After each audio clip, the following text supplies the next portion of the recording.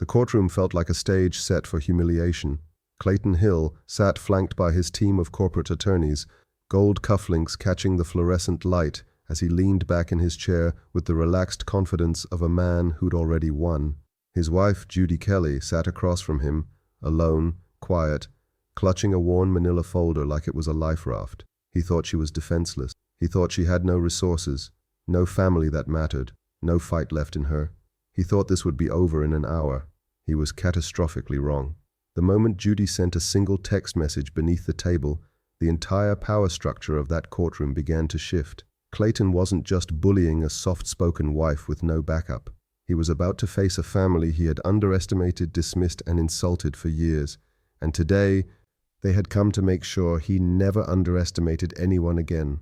The divorce hearing of Hill versus Kelly was being held in the family court of Manhattan, a building that reeked of leather briefcases and broken promises. To Clayton Hill, the air smelled like inevitability. It smelled like control. Clayton adjusted the collar of his custom-tailored charcoal suit, catching the glint of his Rolex Submariner as he checked the time. He was handsome in the way certain powerful men are, sharp-featured, commanding, and entirely self-absorbed. At 42, he was the CEO of Hill Global Ventures, a tech conglomerate he claimed to have built with nothing but ambition and intelligence. The truth, that Judy had supported him through every brutal startup year, had managed his household, his schedule, and his sanity, was a detail he'd rewritten out of his personal narrative. Today, he wasn't thinking about the years Judy had believed in him when investors didn't.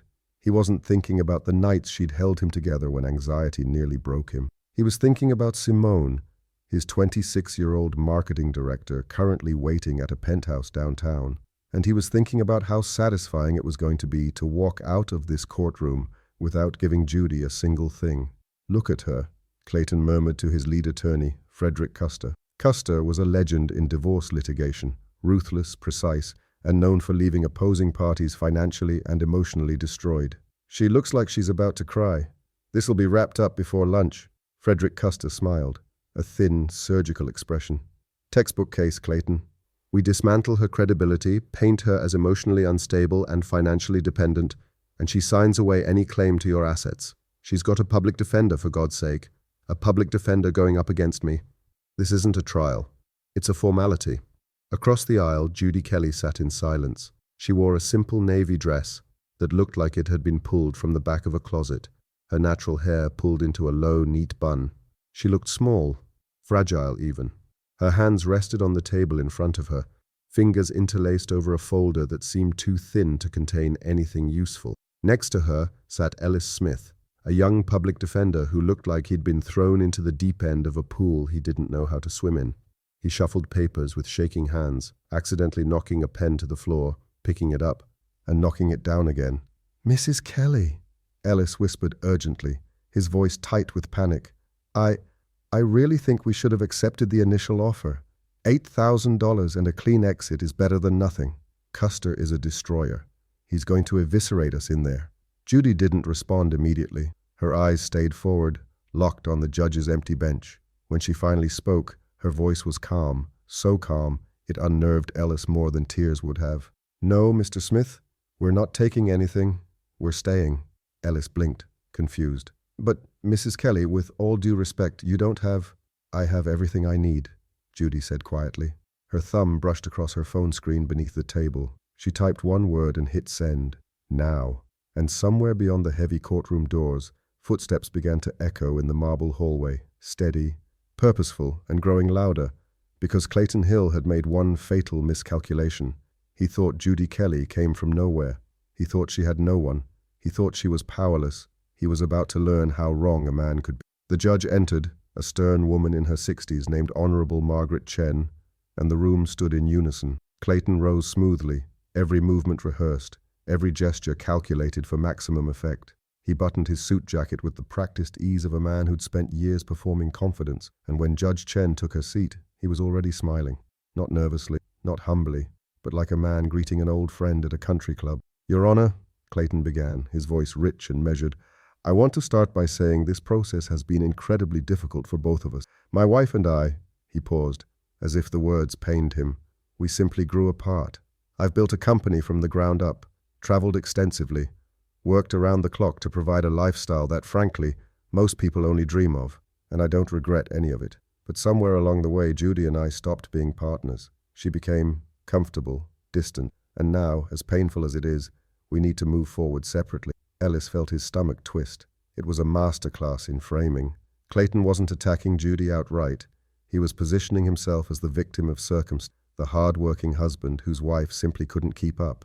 Frederick Custer stood next, and the temperature in the room seemed to drop. He didn't smile. He didn't need to. "Your Honor, my client has been more than generous. He's offered Mrs. E. Kelly a settlement far beyond what she's legally entitled to, considering she brought no financial assets into this marriage, contributed no income during the marriage, and has no documented role in the success of Hill Global Ventures. Mr. Hill is a self-made man. Mrs. Kelly, with all due respect, has been a passenger." A passenger. The word hung in the air like a slap. Ellis glanced at Judy, expecting tears, maybe anger, but her face was unreadable. She sat perfectly still, eyes forward, hands resting on that thin folder like it was an anchor. Custer continued, pacing now, his voice gaining momentum.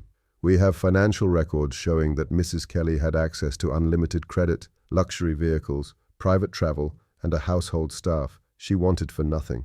And yet now, after years of enjoying the fruits of my client's labor, she's here claiming she deserves half of everything he built.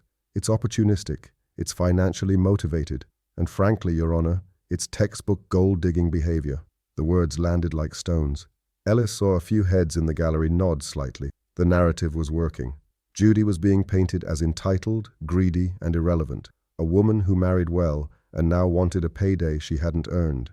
Ellis's hands were sweating.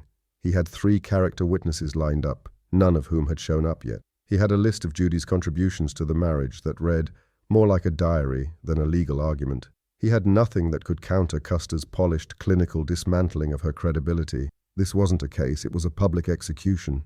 He leaned toward Judy, whispering desperately, "Mrs. Kelly, please, they're destroying you.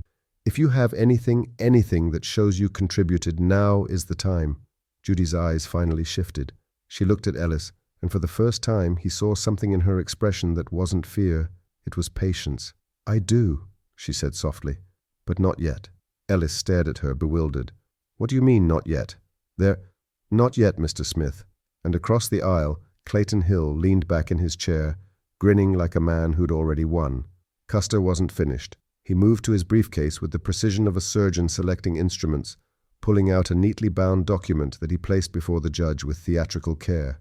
"Your Honor, before we proceed further, I'd like to address the emergency motion my client filed 3 days ago, a motion that was granted, as the court will recall, due to concerns about asset dissipation and financial irresponsibility on the part of Mrs. Kelly." Ellis's pen froze mid-note. He hadn't seen this coming. Judy hadn't mentioned any emergency motion. He flipped frantically through his case file, searching for something he should have been copied on, some notice that should have arrived. There was nothing. Judge Chen looked up, her reading glasses catching the light. "Mr. Custer, remind the court of the specifics." "Gladly, Your Honor." Custer's tone was almost bored, as if reciting facts too obvious to debate. In the week following Mr. Hill's filing for divorce, Mrs. Kelly made several large, unexplained withdrawals from their joint accounts. Luxury purchases, cash advances, behavior consistent with someone attempting to hide or liquidate marital assets before they could be properly accounted for. My client had no choice but to seek immediate injunctive relief. Ellis shot to his feet, his chair scraping loudly against the floor. "Your Honor, I wasn't notified of any such motion. This is the first I'm hearing of." "The motion was filed with proper service," Custer interrupted smoothly. "Mrs. Kelly was served at her residence. If her counsel wasn't informed, that's a matter of internal communication, not procedural deficiency." Ellis turned to Judy, his voice dropping to a frantic whisper. "Did you get served with a motion? Did anyone come to your house?" Judy nodded slowly. 3 days ago, a man came to the door. I signed for papers. "And you didn't tell me?" "I didn't know what they meant," she said quietly. "I thought they were just part of the divorce." Ellis wanted to scream. Instead, he forced his attention back to the judge, who was already reviewing the emergency order on her screen. "According to the court's records," Judge Chen said evenly, "the motion was granted on an ex parte basis due to urgency and evidence of financial misconduct. All joint accounts have been frozen pending further review. Mrs. Kelly's access to marital credit cards, shared vehicles, and the primary residence has been restricted to supervised visits only. Mr. Hill has been granted temporary sole control of all liquid assets. The words hit Ellis like a freight train. Frozen accounts, restricted access, she had nothing. Judy had been financially locked out of her own life, and he was only hearing about it now in open court, with no time to prepare a response.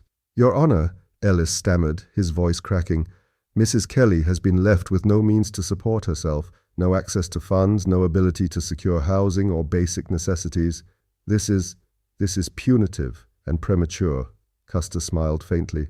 "It's protective, Your Honor, and entirely within the court's discretion when one party demonstrates a pattern of financial irresponsibility. Mrs. Kelly is welcome to petition for a living expense allowance, provided she can document her needs and demonstrate she won't misuse the funds." Ellis felt his case collapsing in real time.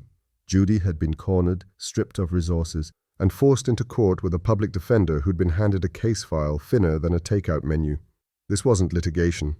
It was strangulation. He glanced at Judy, expecting panic, maybe desperation. But she sat there, calm as still water, her fingers resting lightly on that folder. And beneath the table, her phone screen glowed softly with a single word in response to her earlier text, "Coming." Judge Chen turned her attention to Judy, her expression neutral but expectant. "Mrs. Kelly, you'll have an opportunity to respond to these allegations. Mr. Smith, call your first witness or present your opening argument." Ellis stood, his notes trembling in his hands.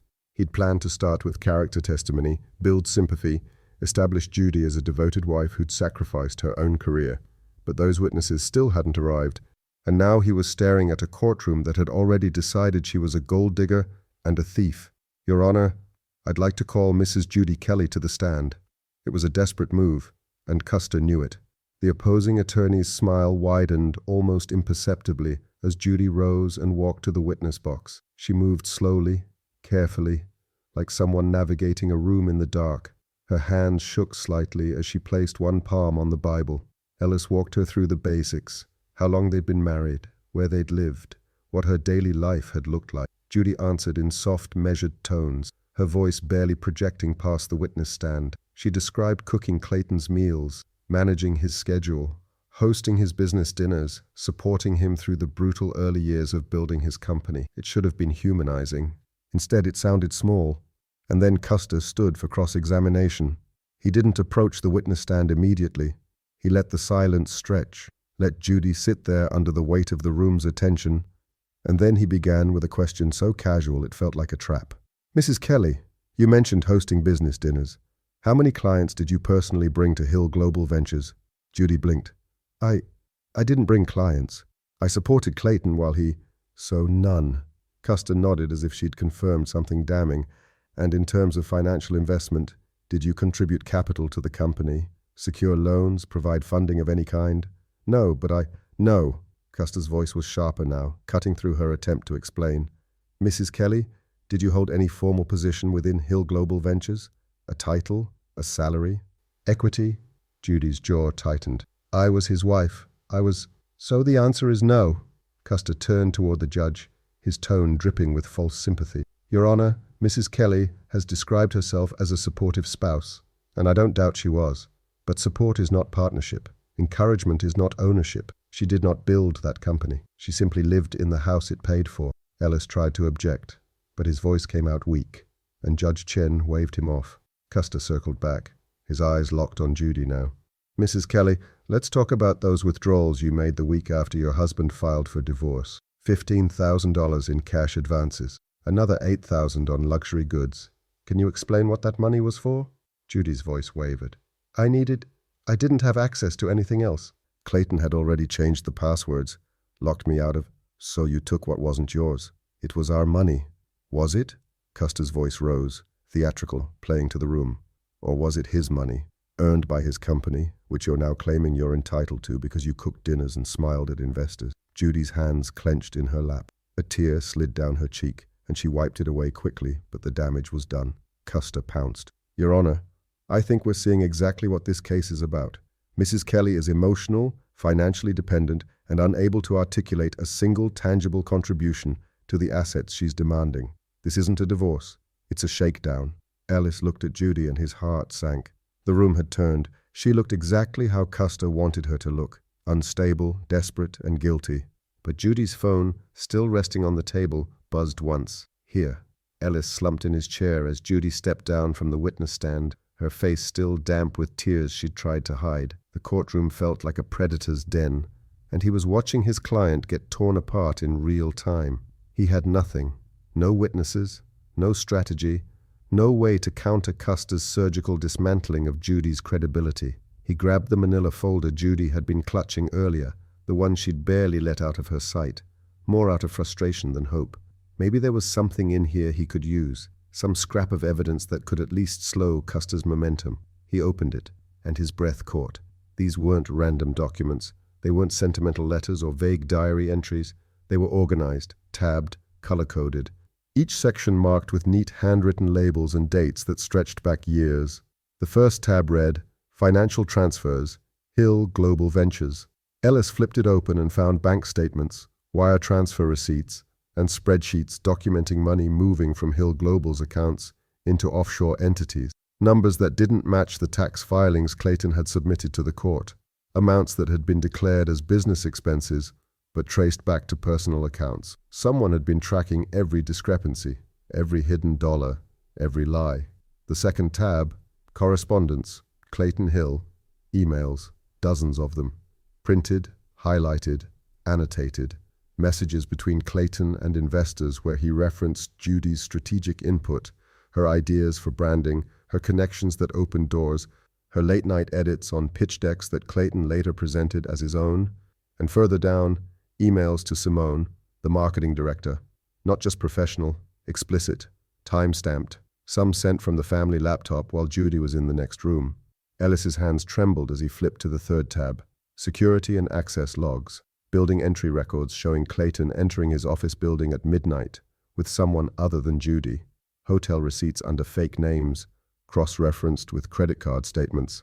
A pattern of deception so meticulous it could only have been documented by someone who knew exactly what they were looking for and had been gathering proof in silence. The fourth tab, Medical Records, Judy Kelly, Therapy Intake Forms, doctor's notes documenting anxiety, insomnia, and emotional distress linked to verbal abuse and financial control.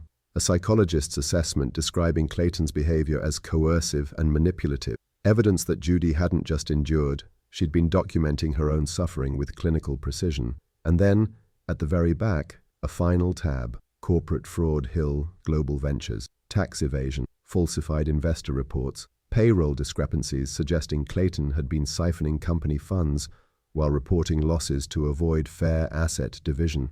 This wasn't just a divorce file, it was a federal case waiting to be opened. Ellis looked up at Judy, his mouth dry. She was sitting quietly, hands folded, eyes forward. She didn't look like a victim anymore. She looked like someone who had been preparing for war while everyone assumed she was defenseless. Mrs. Kelly, Ellis whispered urgently, leaning close.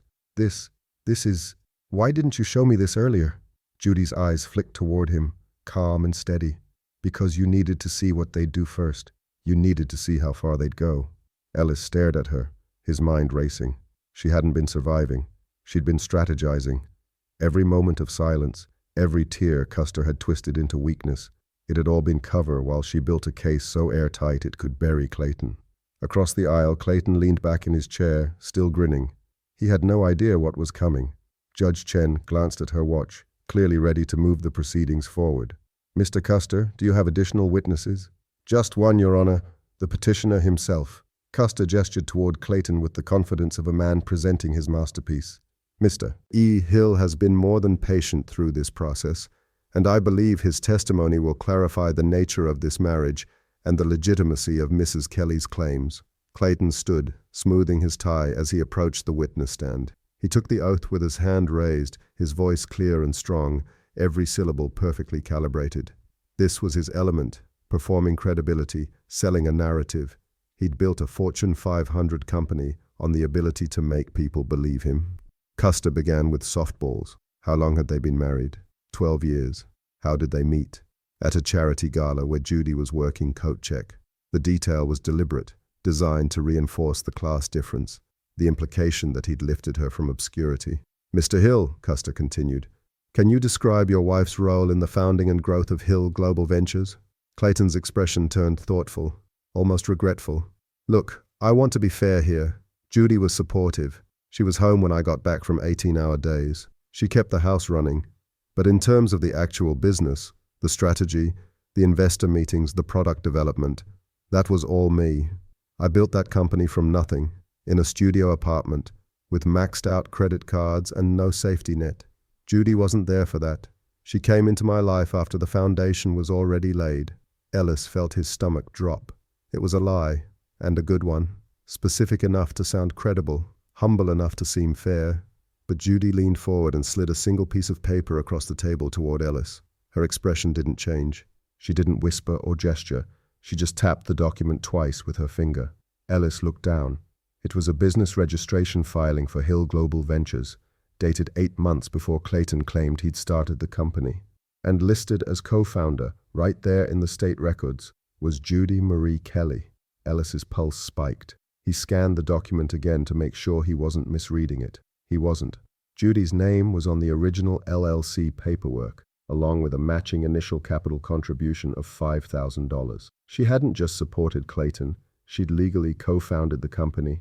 Custer was still talking, walking Clayton through his origin story, and Clayton was nodding along, spinning his self-made myth with the ease of someone who'd told it 100 times. Ellis stood abruptly, his voice cracking slightly, but gaining strength. Your Honor, I'd like to redirect Mr. Hill on a point of clarification. Judge Chen raised an eyebrow. You'll have your chance on cross-examination, Mr. Smith. With respect, Your Honor, this pertains directly to testimony Mr. Hill just gave under oath. Custer frowned, his confidence flickering for just a moment. Your Honor, counsel is interrupting. I'll allow it, Judge Chen said, her tone sharpening. Mr. Smith, make it brief. Ellis approached the witness stand, the document in his hand. Mr. Hill, you just testified that you founded Hill Global Ventures alone, in a studio apartment, before you married Mrs. Kelly. Is that correct? That's correct, Clayton said smoothly. Then can you explain why Mrs. Kelly's name appears here? Ellis placed the document in front of him. As co-founder on the original business registration, dated 8 months before you claim the company began, Clayton's face went still. For the first time all day, his smile faltered. The courtroom went silent. Clayton's jaw tightened. He glanced at Custer, then back at the document, his mind visibly scrambling for an explanation that wouldn't sound like perjury. That was just a formality, a tax structure my accountant recommended. Judy didn't actually contribute anything meaningful to... So her $5,000 capital contribution also listed here was imaginary, Ellis pressed, his confidence building with every word. Your Honor, Custer interjected sharply, rising from his seat. This is a gross mischaracterization of standard startup practices. Spousal co-registration doesn't imply... The heavy courtroom doors swung open. The sound cut through the room like a thunderclap. Every head turned. Even Judge Chen looked up from the document she'd been examining, her expression shifting from judicial neutrality to something closer to surprise. 3 people entered, moving in formation with the kind of presence that didn't need announcement. The man in front was in his late 60s, tall and broad-shouldered, wearing a charcoal suit that cost more than Ellis made in 6 months. His silver hair was impeccably cut, his posture military straight. Behind him walked a woman in her early 40s, elegant and sharp-eyed, carrying a leather briefcase that looked like it contained entire futures. And beside her, a younger man, late 30s, fit, with the quiet intensity of someone trained to observe everything. They weren't loud, they didn't rush, but the air in the courtroom changed the moment they crossed the threshold. Ellis noticed the courtroom clerk sit up straighter. One of the gallery observers whispered something urgent to the person beside them. Even Custer had gone still, his eyes narrowing as he tried to place who these people were. Judy didn't turn around, but Ellis saw her shoulders drop slightly, just a fraction, as if some weight she'd been carrying had finally been shared. The older man approached the bar, stopping just short of the gallery seating. Your Honor, he said, his voice deep and measured, carrying the kind of authority that came from decades in rooms where decisions were made. Victor Kelly, counsel for the respondent, I apologize for our delayed arrival. We've been coordinating with Mrs. Kelly's legal team and had difficulty securing parking given the circumstances. Judge Chen's eyebrows rose. Mr. Kelly, I wasn't aware Mrs. Kelly had retained additional counsel. As of this morning, Your Honor, We're here to formally enter our appearance and provide necessary documentation that we believe will materially affect these proceedings." He gestured to the woman beside him. "This is Caroline Reeves, forensic accountant, and James Kelly, corporate investigator. We have materials that require the court's immediate attention." Clayton's face had gone pale. Ellis watched the CEO's gaze dart from Victor Kelly to Judy and back again, his expression no longer smug but calculating, recalibrating. For the first time all morning, Clayton Hill looked like a man who'd walked into a room expecting sheep and found wolves. Custer recovered quickly, his voice cutting through the moment. "Your Honor, this is highly irregular. The respondent has been represented by Mr. Smith throughout these proceedings. New counsel can't simply appear mid-trial with evidence that directly contradicts perjured testimony." Victor Kelly's tone was polite, but there was steel underneath. "I believe they can, Counselor, and I believe this court will want to see what we've brought." Judge Chen leaned back in her chair, her expression unreadable. But when she spoke, her tone had shifted. "Mr. Custer, sit down. Mr. Kelly, approach the bench, all of you." The room held its breath. Victor Kelly moved toward the bench with the assured stride of someone who'd argued before higher courts than this. Caroline Reeves followed, opening her briefcase with clinical precision. Ellis scrambled to join them, still clutching Judy's folder, feeling like he'd been suddenly drafted onto a team that had been training for months while he'd been stumbling in the dark. Judge Chen motioned them forward, her curiosity clearly piqued. Custer followed reluctantly, his earlier confidence now replaced with the wary tension of a man who just realized the game had changed. Caroline placed a bound report on the judge's bench, easily 100 pages, tabbed and indexed. "Your Honor, this is a comprehensive forensic analysis of Hill Global Ventures' financial records over the past 12 years, with particular attention to asset transfers, shell company formations, and discrepancies between reported revenue and actual cash flow." Judge Chen picked it up, flipping through the first few pages. Her expression darkened with each turn. "What we've discovered," Caroline continued, her tone matter-of-fact, "is a pattern of systematic fraud. Mr. Hill has been diverting company assets into offshore accounts under false expense categories. He's underreported company value by approximately 40% to minimize marital asset division, and he's used corporate funds to finance personal expenditures, including a penthouse lease under an LLC registered to his mistress." Custer's face flushed. "Your Honor, this is ambush testimony. We haven't been provided any of this discovery." "This violates the discovery you refuse to turn over?" Victor Kelly cut in smoothly. "Mr. Custer, your client has stonewalled every financial disclosure request for 6 months. We obtained these records through subpoena to third-party institutions, entirely within legal bounds. If you're uncomfortable with what we've found, perhaps you should have encouraged your client to be forthcoming." Judge Chen held up a hand, silencing Custer before he could respond. Her eyes were still scanning the report, and with each page, her expression grew more severe. "Mr. Kelly, these allegations are serious. You're claiming Mr. Hill committed corporate fraud and perjury?" "We're stating facts, Your Honor. The evidence speaks for itself." Judge Chen looked up at Clayton, who was still seated at the defendant's table, his jaw clenched tight. "Mr. Hill, approach the bench." Clayton stood slowly, trying to maintain composure, but Ellis could see the cracks forming. The CEO's hands were balled into fists at his sides as he joined the sidebar. "Mr. Hill," Judge Chen said, her voice cold now, "did you or did you not create offshore entities to hide marital assets?" "Your Honor, those are legitimate business structures. Answer the question, yes or no." Clayton's mouth opened, closed. He glanced at Custer, searching for a lifeline. Custer said nothing. "Your Honor," Clayton finally managed, "I would need to consult my accountant before—" "You just testified under oath that you built your company transparently and that your wife contributed nothing of value. Now I'm looking at documents showing she was a legal co-founder, that you've been hiding assets, and that you've likely committed tax fraud." Judge Chen's tone could have frozen water. "I'm going to ask you one more time, Mr. Hill. Did you lie to this court?" The silence stretched impossibly long. Victor Kelly spoke quietly, almost gently. "Your Honor, we also have testimony from a former Hill Global CFO who's prepared to testify that Mr. Hill personally ordered financial records to be altered before they were submitted in this divorce proceeding." Custer exploded. "Objection, hearsay, this entire—" "Overruled," Judge Chen snapped. "Mr. Custer, your client is in serious legal jeopardy. I suggest you advise him accordingly." Clayton's perfect smile was gone.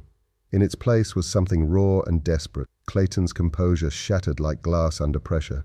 His face flushed crimson, veins standing out against his neck as he turned toward Judy, his voice rising above the courtroom decorum. "You've been planning this? All this time you were, spying on me?